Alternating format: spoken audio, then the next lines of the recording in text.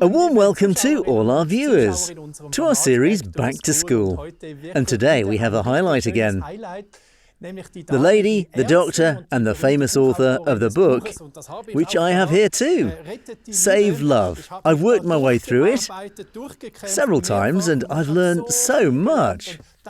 And that will have a massive impact on QS24 in 2021. The content of this book, this doctor, Miss Beate Strittmatter, is connected with us again today, and I'm really looking forward to this lecture, which I'm attending and listening to right now. Welcome, dear Beate. Well, I'm even happier than you are. Great, that fits. And I also hope that our viewers are not hearing you for the first time today and are really excited. What may come again today? I might like to draw the loop, dear viewers.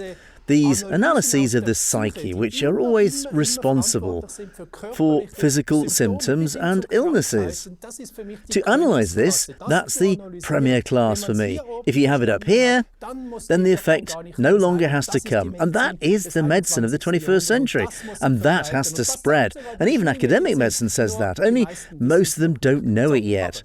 But you know it, and you are a doctor. And you can shed a lot of light on us here. And I'd like to talk about a topic today, something completely different. Why do we fall in love in the first place? Here we go. That is also something nobody can explain to me. I think Tolstoy said we fall in love with someone and get married, and the next morning the wrong person is next to us anyway. Or the makeup is gone, one of the two, exactly. Exactly, or weird, he's like, mummy, or I didn't really want that now. Or weird, he's like, my last relationship was... I always listen pretty well. I have a pain practice, like you already said. And when someone comes with many documents, then of course I look at them all and form my own picture. That's why I always need a whole hour for the first appointment. And when I then see to some extent that someone has a topic in the relationship, or that someone is cheating, or that someone's partner is cheating,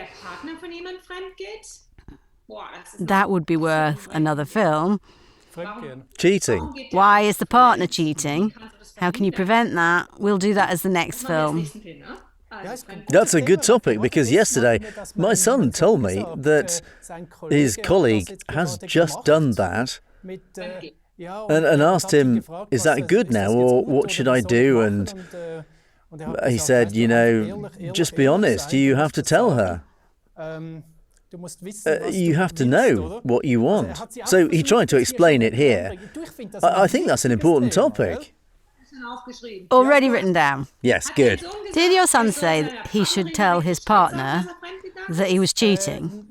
Well, we discussed it, and I just told him, you know, every woman deserves honesty. And not to say it, I think. I don't entirely agree with you, but we'll do that next time. All right, okay. It will be very exciting. We'll do that right after this one. All right, perfect, agreed. But now, let's get into the topic. Why do we fall in love? I see a lot of relationships where there is a problem, and where you are so caught up that blame is there, and you have, and you are, and why do you have, and always and anyway, and you come together and are excited and in love. Incidentally, phases of being in love last a maximum of 1.5 years. If it was longer, we would die. You can't take it. You can't take it. Your pulse is faster. You don't need to eat. You are my food, but not for 2 years. That is impossible. The cortisol level is increased. We are more awake. We are in a good mood. Our sympathetic nervous system is pushed like after 10 cups of coffee. So all of our organs are more likely to be on the run. The sympathetic nervous system is flight. The parasympathetic is calm, digestion. So we need this variety. And if there are relationship problems now, for example, this older man, I am treating a couple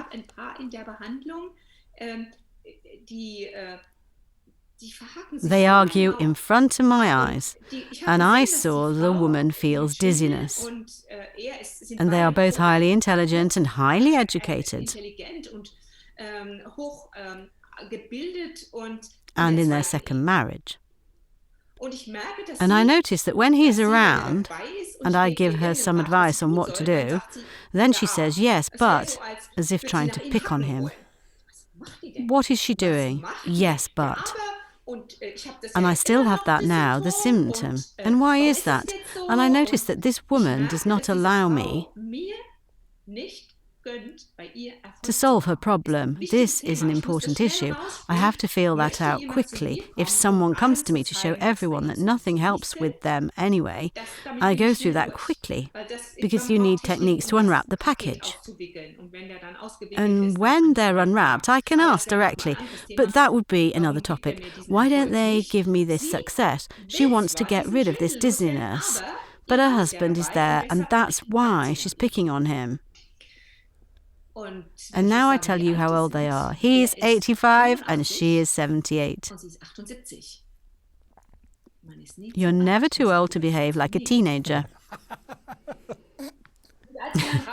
When she left, he said to me, my wife has chosen her father with me. He knew it. She had a weak father, and I knew back then how life was. They have been together for 30 years now, and I was able to give her what her father never gave her. Wow, I was amazed. I was amazed that he is so self-reflective that he knows it. Both totally healthy. So, Alexandra, if you and I were as fit as the two of them at this age, we would be happy. I told him, listen, you recognise that. The first thing you do now, and I get up for a moment, you can see me in front of the wall. I put the chair away. Now, first thing you do, you are here. Step out of the role. Step out of the role. Just physically stepping out of a role is important. And if your wife sends the arrows like a teenage daughter again, imagine you have a shield. Turn on your side, let it go through. Never address her like a daughter and point it out to her. Stepping out of the role alone when you are in the situation, for example, your husband sees the mum in you. Maybe you were caring and warm-hearted and loving. When he picked you, then he fell in love with you. Because you are so caring and take care of his things. And you were like mum. And do you remember, maybe it happened to you, that you fell in love, you are in love, and at some point, maybe after 2 hours, you say to the other, you feel so close to me. It's like I've known you forever. It's like I've known you forever. Of course. You see in him dad or mum or someone else who either repeats with you something, the sound of a childhood, or they bring a shadow to you, or the bad communication, or you know what? I made this book for patients. Not really for you at all, so that I don't have to explain it so much, but say, go back to chapter 8 at home. We see in the other what they will bring back on stage. Michael Lucas Muller, may he rest in peace, the well-known couples therapist, by the way, the subject where he was in, the faculty in Frankfurt, I think it was called medical psychology or vice versa, so the psychoimmunology that you, Alexander, talk about the whole time, he knew about that already 30 years ago. And he once said, two souls sit in front of each other, they exchange ideas. Long before we fall in love, you're sitting in front of someone, you're talking to them. These souls are exchanging ideas. The soul says to the other, okay, what can you do for me? I've had a bad old story. Could you repeat that for me? Restaging is what is called in American literature, bringing it back on stage, bringing an old topic back on the stage. An old story from the past. I often hear, he's like my dad, or she's like my mother always was. Yes, okay, the soul says, and what can you do for me? Then maybe it'll say, oh, I have a problem here, says the soul, because I can't really show myself and I'm a bit shy. So I'm excluding something. Could you maybe show me that intensely in the relationship so that my owner, the person, also notices that and can take that excluded part back again? Could you please do that for me? And then you realise that you are in love. Everything is already done. You can't go back. You realise in the moment that you are in love. And just like I said it before, analogous to the agreement of these two souls, one of them will put an old story in front of you. He will behave like your mother until you realise that there is a topic. It needs to be worked through. It has nothing to do with him. And the other one might be particularly loud, brightly coloured, and likes to approach people. My mother-in-law always said,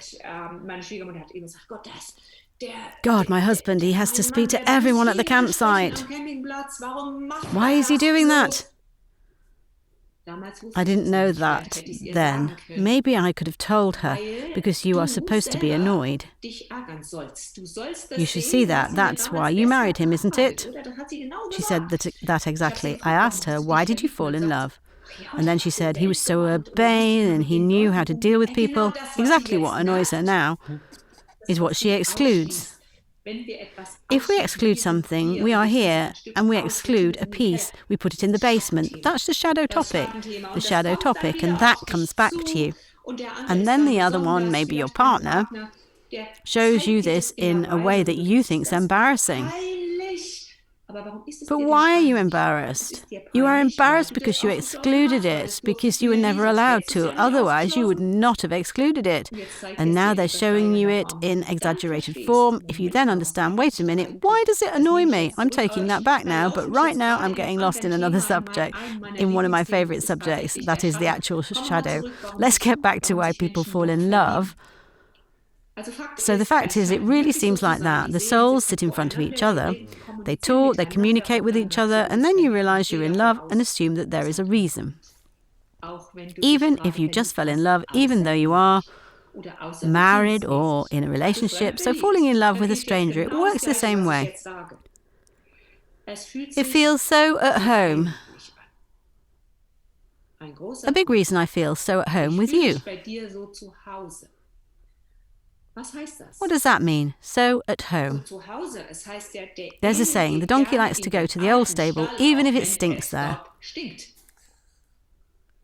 What does it mean, the donkey likes to go to the old stable even if it stinks there?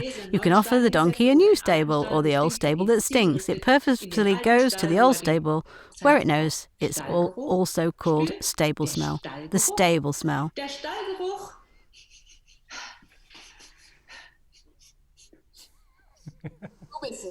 It is you.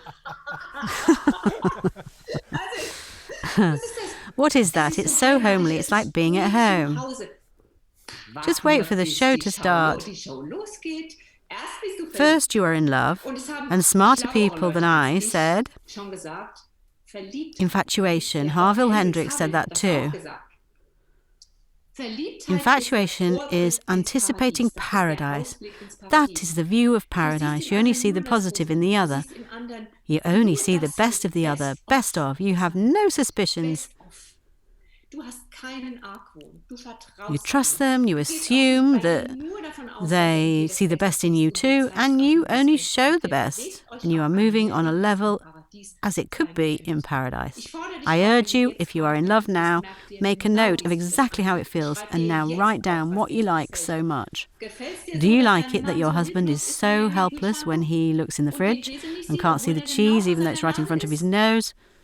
That's a reason to fall in love too. He was so cute. Men have the vision farsightedness. They're hunters. It's in all of ourselves. Men are the hunters. They had to look. Where is the game? We sat at home then. Great. The fridge. I feel the same way. I don't see it. I never find anything in the fridge. You can't find anything in the fridge? No. Does your wife still think it's cute? Yes, always. She tells me in the front. But it's there. But does she still think it's cute when you don't find anything? I didn't ask her, but we do laugh about it. Well, you have a topic tonight. So again, to the feeling of being at home, the feeling of being at home is always a feeling that you feel something that you already know, something like home. Even if your partner, who is so great now, when they carry you on their hands, they'll give you a sense of what your soul has decided to do again. They'll hold it against you, and they will, for example, not listen to you. Just like your dad did. Or maybe they'll never be there, just like your dad. Or maybe they'll pull you down like your mum did. Or like your brother did. They'll make you feel small and make you feel guilty.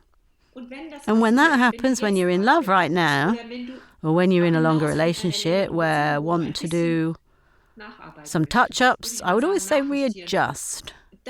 Then look at that again. If you are in love, then I urge you to be ready to expect that you will repeat old topics in the relationship. And that's what Harville Hendricks says. Partnership as a way to healing. I haven't understood that for decades. What does he mean by that? Partnership as a way to healing. My partner is acting this way and I'm supposed to heal. How am I supposed to do that? That was the missing link. And it's my job, and I've known it for 20 years. This missing link, how do you actually do it? How do you get to this yourself without a therapist, to be this missing link between the smart people and what I've observed and you? That means how can you get it to yourself? So the feeling that it feels like home is always an indication that it will be like home. I have a dear friend and colleague. We were at an acupuncture congress we were both leading as a training manager, and we sat there and worked on something. And there comes the big boss of the academy. Big boss, we both had respect, and there were often disagreements. He comes and gave her so much shit. She didn't do this and that and that and that. A doctor with a full practice who is on stage with me, where there are 850 participants, like at the last course in Berlin, when you could still do a course. And then she turns to me and says spontaneously, and I'll tell you what occurs to you spontaneously or what comes to mind at night, that is mostly what it's about. She said to me, she's from Berlin. That's like home. Her husband does it to her. Her father did it to her. Now the boss. Now here, he's not even our boss. It's a club, so we're both actually bosses ourselves. All right, let's go back at home. You now know what it is. I once asked the girlfriend of a young man, freshly in love, tell me, are you ready to admit that the trouble will come? Then she says, yes, I am ready for it. I'm completely open. And she also tucked my book under her arm and watches my YouTube channel. 2 years later, I saw her again. Then he says to me, the young man, you know, my girlfriend is ready, but if I step out of these topics, then she comes and scratches and picks until I act like her father did back then. We need it, we want it, we attract it. It feels so good.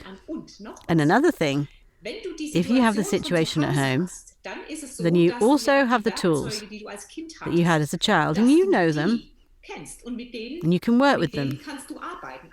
So why do we fall in love? Because the other complements you, shadow topic. If you, be careful, speak the same language. My beautician, a Syrian, met her husband much older than her. 20 years ago, there weren't many Syrians here. And home. My colleague, Russian, met her future husband on a climbing wall. Home. Russian. I asked her recently, do you have anything to say to each other still? Then she says, actually not. So actually the home alone is not enough. The common language is not enough, choosing father and mother.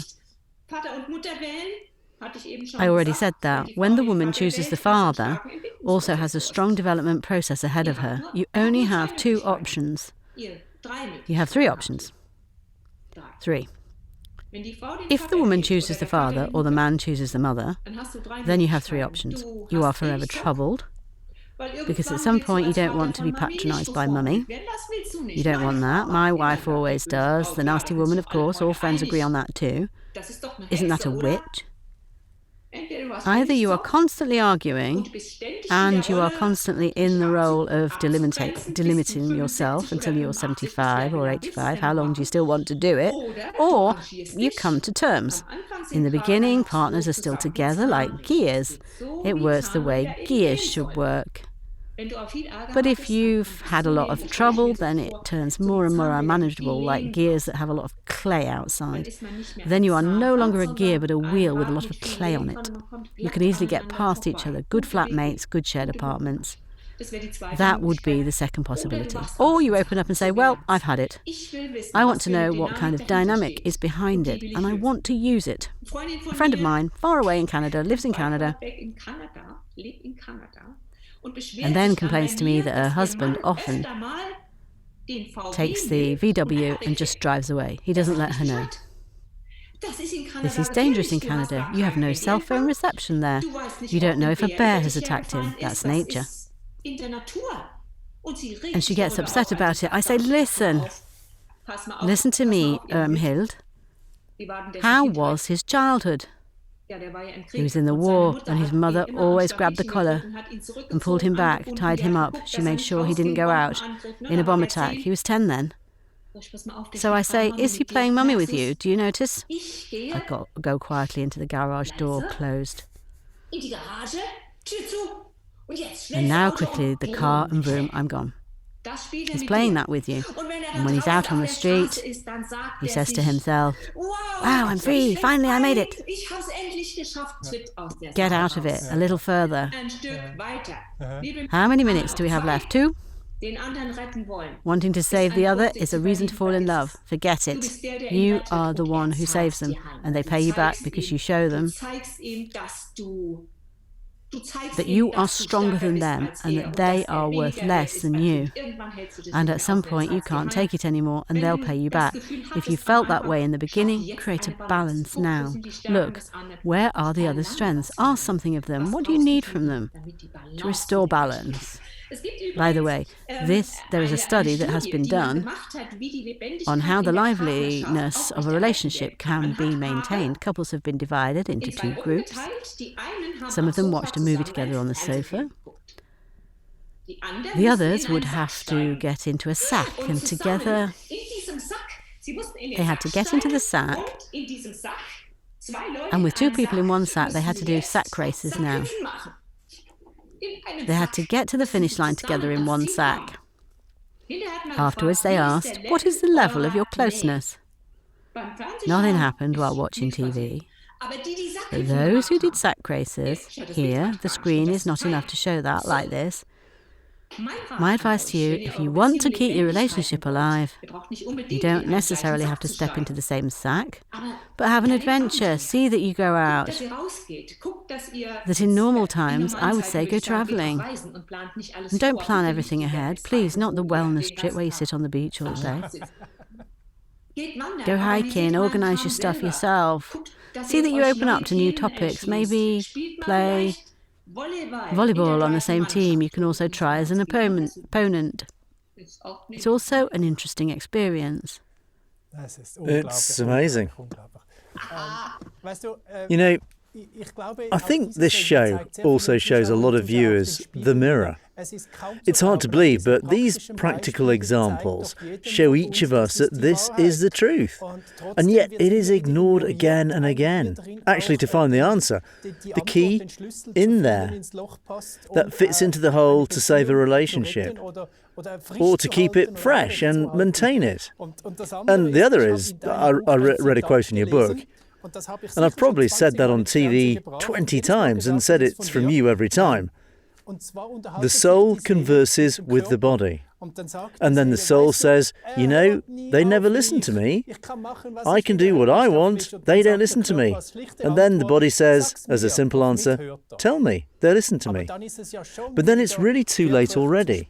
So you're already in trouble. You can fix everything, of course, but you have to look and find the problem. And that's what makes your explanations, and hopefully other 1,000 topics in the next 5 years, incredibly interesting. And I would like to thank you very much. I bow. You really are. Alexander, do you know what my husband does when he's really angry? Then he says, this is your topic now. You are a specialist. Look what's yours. Yes, of course. I think it's not easy with you. You'll always show us the mirror. All the best, dear Beate. Thank you very much. And you too, dear viewers. I hope you laughed heartily too, and also discovered these many mirrors of life in yourself. And please, always react beforehand. Keep life and love fresh. Maybe really do the things she just said right now. Get out into nature, take a walk together, live together, and not side by side in front of the TV. But really, you should do something, and nothing happens by chance. These cells communicate with each other. How they communicate, I understand it a little.